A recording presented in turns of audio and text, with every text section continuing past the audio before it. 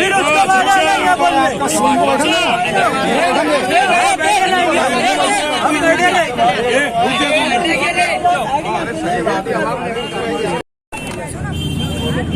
जांच करो तो बोले नहीं यहाँ नहीं होगा, स्कूल में लेकर जाओ। हम बोले स्कूल में बोल रहे कोरोना वाले, बोले नहीं कुछ नहीं है वहाँ पर, तुम जाओ।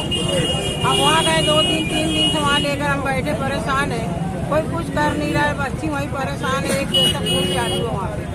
फिर क्या बोलते हैं आज कि हमको चलो दूसरे दवा में लेकर जाओ।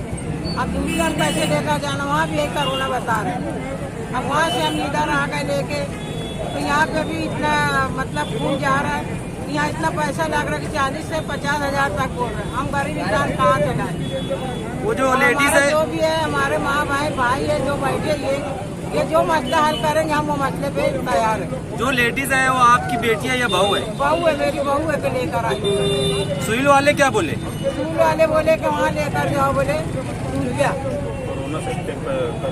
कोरोना का बोले तो कोरोना में डाल देंगे, बोले नहीं तो तुम यहाँ से लेकर चले जाओ।